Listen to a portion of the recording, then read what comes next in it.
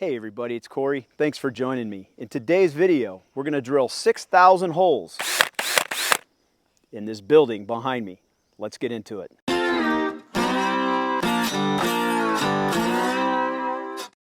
All right, so we're not actually going to go through the monotony of drilling 6,000 holes in this building. It already has over 6,000 holes drilled into it with little screws like this, and we'll get into these screws in just a moment. What you guys see behind me is my steel structure, what we call a shop. This thing took me over two decades to save up for, to build, and we built it in 2021. We hired a contractor at that time called Steel Structures America. They build more of these pole buildings in North Idaho than anybody.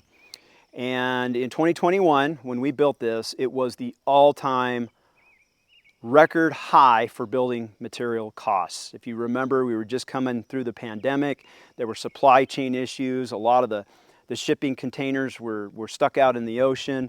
And I paid more for the metal on this shop and more for the lumber in this shop and more for the concrete in this shop than you would pay to any date up to that point. It was an all-time historical high for all those materials. And when I built it in 2021, it was the summer of 21, we paid $90,000 to have this built. What would it cost you today to have it built? As you see it now, it would probably run you at least $100,000, maybe even $120,000 for the shell that you see. So what do you see? It's a 40 by 60 pole barn shop. It has a 12 by 60 lean-to for parking equipment on that side. These are 14-foot high doors with a 10-foot door over here. The top plate on this shop, where my finger is, that's 16 feet high, and you do that so that you can have at least 8 feet if you want to put in a second story for a mezzanine or convert this into a living structure with 2 stories. You got to have at least 16 feet high to account for 8-foot high ceilings wherever you're going to have that. Now, before we get into this video, a lot of you may have tuned in for the housing stats for the month of May in 2026. At the end of this video, I'll briefly go into what the housing stats are doing here as we kick off the summer months. So stay tuned for that.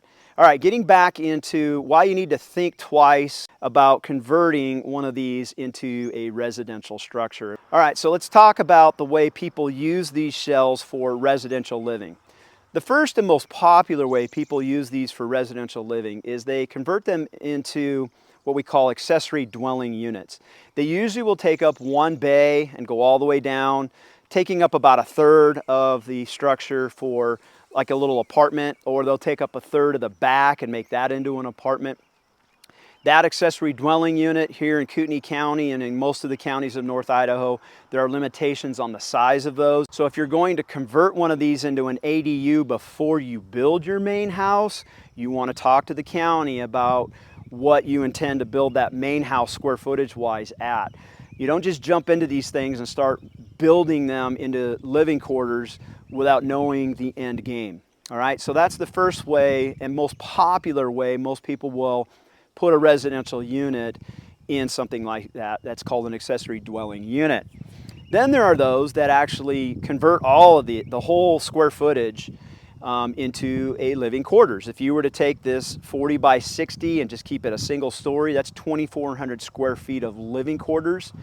If you build a 30 by 40 size shop, which is the most popular size shop that people build, and you converted that into square footage, single story, you're looking at 1,200. Or if you took half of that and made 2 stories out of it, you're talking about 1,200 square feet.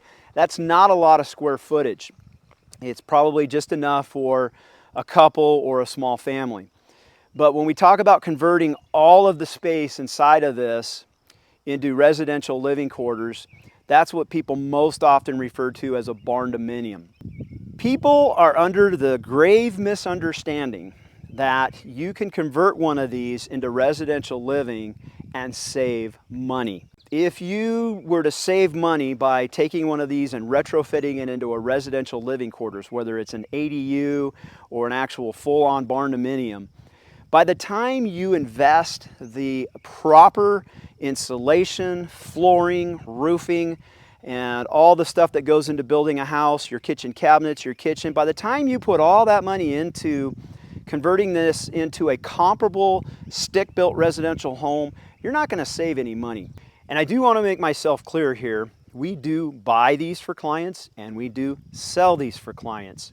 But in doing so, I always want to make sure that our buyers and our sellers know what they're getting into when they buy and sell these things. And that's a whole nother video on the complications of trying to get these things financed, insured, the resale value on them. They're not real popular with the general market out there. Now, we're going to focus on 3 aspects to this building, or a building like this, that you need to be aware of if you're going to convert it into a residential space. We're going to start at the floor, and then we're going to go to the exterior walls, and then we're going to go to the roof. And hopefully by the end of this video, you'll understand why retrofitting a building like this is not set up for residential living without some costs involved. And you can save costs per square foot by the quality of materials that you put in. And certainly when you see some of these, you can see $400 a square foot in the way some people convert these things. And you can also see where people are about $150 to $200 a square foot with the less expensive materials, cabinets, countertops, and flooring that go into this. And I will tell you that as a general warning, when you are looking to buy one of these structures as a shop home or a barndominium, you have to be careful of the DIYer. The DIYer is somebody who builds a shop like this, then goes and converts it into a housing unit without getting the proper permits, without going through the proper steps to get it engineered. They just start building a house inside this structure, and you'll see why that's a mistake here in a minute. But when you go to buy these things, you want to be real certain that you know what you're getting into, because a DIYer typically is converting these things on a dime. They're trying to save costs, and those costs, when you buy it, are going to evidence themselves in higher maintenance, higher utility costs, and so forth. So let's go ahead and talk about those 3 reasons why you need to think twice about buying one of these as a home or converting one of these into a home. Let's get into it. Okay, so we're inside the shop. I'm going to point a couple things out to you about the floor. So this is a concrete floor. It is 3 inches thick. There is no rebar in it. There is no vapor barrier under it, and there is no foundation on the edges. This is just simply poured after the posts were set in the ground. But in a residential foundation, slab on grade, you've got a foundation all the way around, and it usually goes down a minimum of 2 feet below the frost line, so that you don't have the floor, when it freezes, lifting, and when it thaws, sinking. And you guys, this floor is, see, this what, 2021, so 5 years now of this floor freezing and thawing underneath it. And what it's caused, if you zoom in, you can see how the concrete is separated from the wood. You can see that there's actually daylight there now. And then as you come over to the post, you'll notice that it has separated from the post. You've got air in between the post and the concrete foundation. You've got a crack here. The reason for this slight separation from everything is because every year when the ground freezes, it swells, and then it thaws. The foundation then goes back down. It's ever so slight, but you get this ever so slight rise and fall of the foundation every year. That's not ideal when you're in a residential home. We've actually been in some of these that have been converted into homes, and you'll actually see a variance in the floor that could be inches from one side of the room to the other, as these concrete slabs without footings sink at different variables. For example, if you put a wood stove or a piano up against this wall and you don't have the same weight on the other side of the slab, as it freezes and thaws, you're going to get a variance of sinking and rising that's different than where you don't have that weight. So things to think about. You need footings underneath these concrete slabs if you're going to have residential walls and transfer that load evenly. In a residential slab on grade floor, you're going to want vapor barrier, you're going to want rebar, you're going to want footings that go down at least 2 feet into the ground below the frost line. And another thing to think about when it comes to flooring, in these shops without vapor barriers, you come in here and you lift a rug, you'll have a moisture ring wherever you've got stuff that doesn't breathe. And that's bad news if you go to put carpet over this floor and you don't have a vapor barrier down. All right, we're on the back side of my shop and we're going to talk about walls. One of the negatives to a steel structure when it comes to having a residential living unit inside of it is the metal out here. This siding, while its benefits, metal siding has a benefit in the fact that it's fireproof and it's bug proof, but where it's really negative is in its ability to keep heat and cold from inside the structure. You do not want to be inside this structure in the summer when it's hot, nor do you want to be inside this structure in the winter when it's cold, unless you have it insulated properly. And if you have it insulated properly, you have it insulated at or better than residential standards. And that's the cost that you would have in a residential unit anyway. So you're not going to really save costs when you start making this right for living in.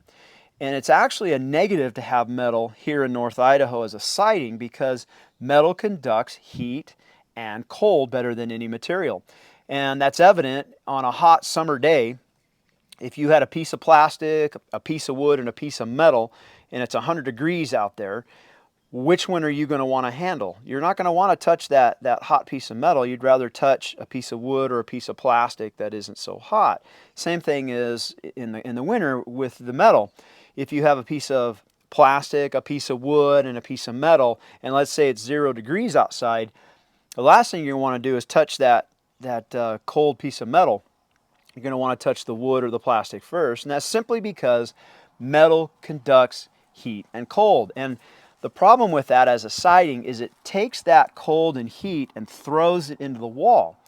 The negative on a winter day is if your cold is out here and on the inside you've got it heated. Let's say you've got a stove in there and you're keeping it nice and toasty, 60, 70 degrees, maybe an 80 degrees inside, and you've got, 10 degrees out here, you're going to have condensation on the inside. And that's most evident when you guys see like a glass of soda where you've got ice inside. Where does the condensation or the sweating happen? It happens on the warm side. So in the winter, you've got cold out here, the metal's throwing the cold against the inside of the structure where you've got heat. Guess where that condensation happens? It happens on the inside.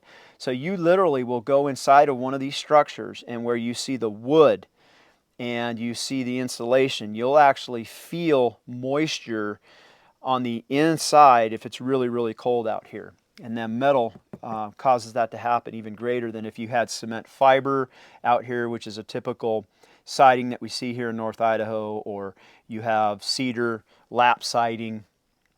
Anything other than metal in the winter is going to keep that cold out better than metal. All right, we're inside the wall now, and I want to point out a couple things. Notice here, you've got some mold at the base of that board right there. You've got mold over here. See the mold right in here. I've also got mold on this board down here, both on the bottom and the top. I want you to also notice that I've got nails around my electrical that are rusting. See the rust there? The one above it, you've got rust coming over here. You can really see it here. Notice this nail and the rust. So why the rust? Why the mold? It's that condensation. This shop, when it's really cold outside, that metal throws the cold right against that wood. And when that wood has warm on this side, the condensation is going to form on the wood. You can literally come in here and feel the moisture on this wood in the winter if it's warm enough and cold enough on the outside, warm enough on the inside. Now imagine if you have drywall and insulation in there, and this mold and this rust, and it will happen even though you're insulated. All that insulation does is keep that cold from transferring all the way to the inside of the house, but it doesn't keep it from transferring onto that wood there without a proper siding and insulation interface. So again, if you're going to retrofit this to live in, you've got to do it right. You've got to make sure that it's to code for residential living with the vapor barriers and the proper insulation. You need R30 in the walls. This is R9. And again, if you're going to retro this, you're talking about retroing with the cost of a residential home. You're not going to save that cost if you're going to do it right. Okay, let's talk about the screws. So again, we pointed out at the beginning of this video that you have 6,000 of these little guys on this shop itself. That's 6,000 holes in here, and when you have these little fasteners fail, water can get in behind them. So let me just show you what the screw system looks like. You've got a screw, then you've got a washer. There's a metal washer, and I don't know if you can see it, but you have a little rubber gasket attached to that washer, and as that screw compresses, keeps water from getting under that washer.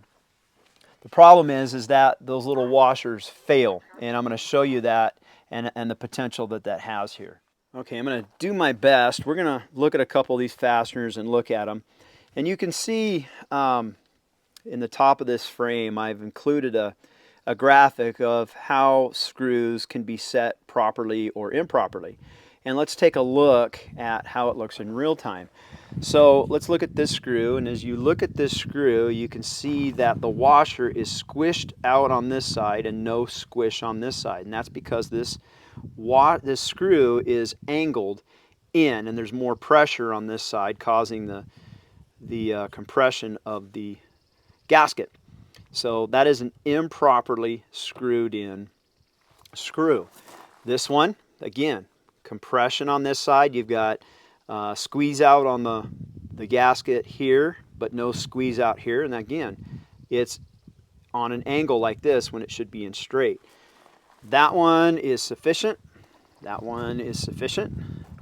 Look at this one. This is way over compressed. You've got the washer oozing, the gasket oozing out, and over time the sun is going to rot this washer, this gasket out, and you'll get water in behind that. So that is over compressed. That's okay. That's okay. That's okay. Okay. A little over compressed. This one's perfect. You don't see a washer oozing out at all. This one's okay, and then this one is really bad. It's actually on an angle like this. You can see the over compression on this side, and the washer is barely compressed on this side. So what's going to happen is, as that washer rots out due to the weather and the sun, is you're going to get water in behind that screw. So we looked at maybe a dozen screws. Let's just call it 10. And of those 10 screws, there was at least 2 or 3. So let's give it a 20% failure rate. So you have 6,000 screws, and look at all the screws that are on this, going all the way to the top. This is just one side of the shop. Okay, all those screws. And remember, where we are down here, this is 4 feet. This is the easiest way, the easiest place for the laborers to put those screws in. When they go up ladders and they're reaching right with the drill and reaching left, you can almost be certain that a lot of those are going to have a higher failure rate than this 20% down here, where it was really easy because they're standing on the ground. So my point is that if you have a 20% failure rate, there's going to be a lot of compromised screws in these walls and on the roof as time goes by. Speaking of the roof, let's go look at it. Okay, so we're up here at the house level looking down on the shop. Just know that we live in the mountains here, and our property is not flat. We've got different levels, so the house is up on the top level, the shop is down lower, and that's where we're looking down on the shop from, is the house level. And I just want to point out, look at the surface area of this roof. Well, one of the negatives to this roof system is the multiple screws that are in it. You can just see them. And you can imagine if they're got a 20% fail rate, how many of these screws will have water coming through to the interior of the shop. And I do actually have that problem, and I'll show you that in a little bit. But I want you to pay attention to how these screws fail the most. And I want you to look as we go down the fascia, watch where you see lifting and cupping. So here's a good example. You can see right here there's a cupping. And the reason for that is I come in closer, maybe I can zoom in. You can see that those two screws right there are lifting out of the fascia. And I'll explain why here in a minute. Let's continue to go down. Keep going down. Here's another example of a cupping. You can see here. And as I zoom into this one, you'll see those screws are just totally lifted out of the fascia. You can see there.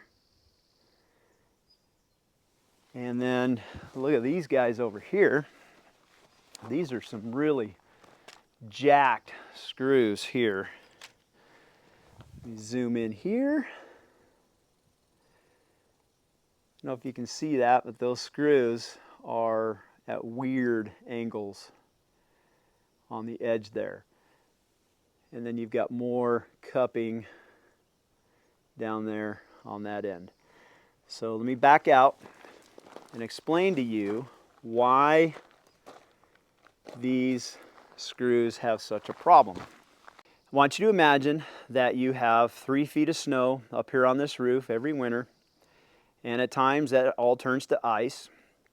And as it starts to thaw, as one whole sheet, it starts to inch down, and the ice will come down and it'll teeter on this edge. It'll come and hang over for about a foot, maybe 2 feet, and then it'll break off. And it puts pressure on these screws on the edge, and as it teeters, it's popping those screws right out of the fascia board. Another problem that you have with this type of a roof where you have exposed screws is as that ice comes down, sometimes it'll come down in one whole sheet. And when it comes down and slams, it's like an earthquake. But as it comes down, it's actually, that ice is taking the heads of some of these screws right off or yanking the screw altogether. And I'll actually come down here at the end of the winter, early spring, and every year I'll see a couple screws that are here at the base of the roof line that were yanked out of the roof because those screws are exposed. And I have to go up and sink new screws and put silicone flex seal over the screws that are compromised. And it is a maintenance chore every year. Now here's where I would advise anybody that's talking about redesigning one of these into a living quarters, or if you're just going to build a shop the right way. Guys, my biggest regret is I saved the money on this roof. This is an exposed screw roof. Not the best engineered design. The right way to do this is with what's called a standing seam roof, and that's where you don't have the fasteners exposed. A standing seam roof is 4 times the cost of a residential asphalt shingle roof. And that's why people don't do steel roofs. They're very expensive. This is not what we're talking about when we talk about the longevity of a steel roof. This roof was built for the purposes of holding equipment in a shop. It's a barn, you guys. It is not a living quarters. And if you're going to retrofit this thing into living quarters, these screws are going to cause you a lot of problems, and I'm going to show you why. Let's go. All right, so we're in the middle of the shop, and you'll notice right down here where my finger's pointing, there's some staining. That is from water that drips every spring from up there. And on this particular truss, I'm going to zoom in, you can see water staining right below that metal plate. And the reason for that is right up On this particular truss, the top, that's where those screws are that lift and get yanked off by the ice every winter. And in the spring, the water from the rain and the melt off comes right down this V-post, accumulates here, saturates there, and drips down onto the floor right there. Well, imagine, if you will, that you go up here again, and up there now you have drywall and insulation. Do you think you would ever know that you had that leak until it was too late? You would eventually see moisture on your drywall, but by that time your insulation would have been saturated. There would have been mold growing up there on that wood. It could be a bad situation if you don't have the proper roof above your living quarters. So again, this roof was never engineered to be lived under. It is a barn roof.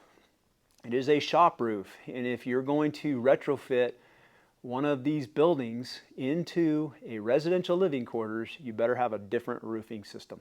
So there you have it. Hopefully you guys have a better understanding now about why you need to think twice about converting one of these into a residential space. All right, let's get into the housing stats for the month of May. What we're going to look at first is the median sales price. Again, this is the month of May. We're in June right now. All these things are a month back. To get a full month, you got to go all the way up to June 1st. That's what we did here. The median sales price here in North Idaho, again, this is all 5 counties combined that make up the panhandle of North Idaho. The median sales price was $564,000. That was up 5.4% over the prior year. Next, we're going to look at the new listings. These are the new homes that come on the market, whether they're new construction or pre-existing homes. It's simply the homes that come on the market for sale, new stuff that came on. And in the month of May, we had 875 homes come on the market. And you can see here, that was down 14.2% over the same month last year. Fewer people are putting their homes on the market in the month of May. Next slide, we're going to see the homes for sale. This is your total inventory. And you're going to see here that for the month of May, we had 1,784 homes on the MLS. That was down 15.5% compared to the same month last year. Obviously, if you have fewer homes coming onto the market and you have people buying up that inventory, you're going to have fewer homes to look at, and that's exactly what we're seeing here. We had fewer homes in May to look at than last May. When we talk about more people buying homes, what we're looking at is pending sales. So in the month of May, here's how many pending sales we had. We had 560 pending sales. That was up 21.7% over the same month last year. That's more buyers by almost a quarter looking at homes, putting offers in on homes than the same period last year. So more activity. And then the last slide we're going to look at is actually closed sales. You'll see here that we closed 459 homes in the month of May here in North Idaho. That was up 2.2% over the same month last year. And again, I always like to point this out. Just because a house goes pending doesn't mean that it's going to close. So what we're seeing is roughly 20, sometimes 25% of the homes that actually go into escrow fall out of escrow. And some of the reasons that we're seeing homes fall out of escrow, the number one reason is contention between the buyer and seller when it comes to inspection items. Buyers want things fixed. Sellers don't want to have things fixed. They feel like they've lowered the price, take it or leave it, and then the deal blows up over inspection items. Another factor that we're seeing more and more, you guys, is insurance, especially in our rural properties where you're buying in a wildland interface. Insurance companies just simply are not insuring homes. So we're always encouraging our buyers when they go to put an offer in a house, we get it under contract, the first thing Bonnie has them do is call an insurance company to make sure that that property is actually insurable, especially if it is surrounded by trees and a wildland interface.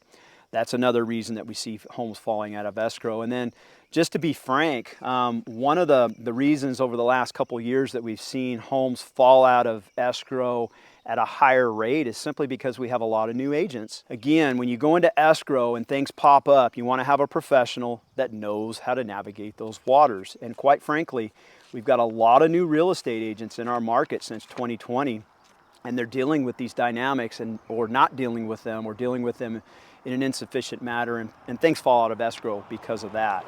And I know this because of the communication that we have to have when we're dealing with newer agents. Bonnie has to overcompensate for their lack of knowledge, and she doesn't have a problem training and helping them understand how to navigate some of these things. But it's always nice when you have two agents that know how to handle these on both sides to deal with the problems that come up. And then we also know, having talked to many escrow, title, and lenders, that some of the frustrations that they're having is newer agents that are learning on the job. So I point this out so that you guys understand that you need to be interviewing at least 3. Remember, we always say interview at least 3 different real estate agents when it comes to buying or selling your house, because there is a difference in experience, and you want to make sure that you ask them the tough questions. Ask them how many homes they personally have an escrow at the time that you're talking to them. How many homes did they close in the prior 5 years? And make sure that they're not telling you what their team did. You want to know what that agent did personally, because they're the ones that are going to be representing you in that transaction.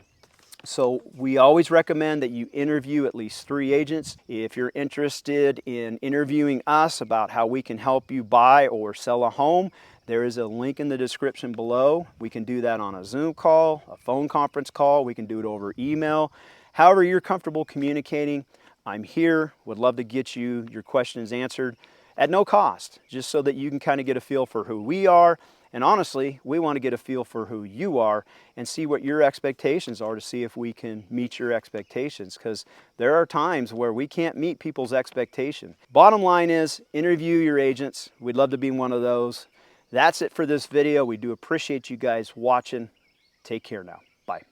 Thanks for watching the video. If we haven't met yet, I'm Kory Martinelli. My wife Bonnie and I own a local real estate team based in Coeur d'Alene, Idaho. Our personal journey to live better began in 2009 when we relocated our young family to North Idaho from Ventura County, California. We wanted to raise our family in a place rich with outdoor recreation and in a culture that treasured our strong conservative values. Leaving family, friends, and church was not easy. Perhaps the scariest decision was to leave behind 21 years as a deputy sheriff with Ventura County and finish my career with a new agency. But I did it, and finished serving out my 3 decades in law enforcement as a deputy with the Kootenai County Sheriff's Department right here in North Idaho. While I was doing the easy part, working in law enforcement, Bonnie diligently raised our 2 children, battled breast cancer into remission, and started her real estate career part-time. Talk about a winner. After retiring from law enforcement in 2016, I joined Bonnie in real estate, and we went full-time, forming the Martinelli Realty team and this video channel. Since then, we have successfully navigated one of the most aggressive and competitive real estate markets in America to help over 300 families relocate to North Idaho. In that time, Bonnie has been recognized as one of the top 1% producing real estate professionals in the entire country.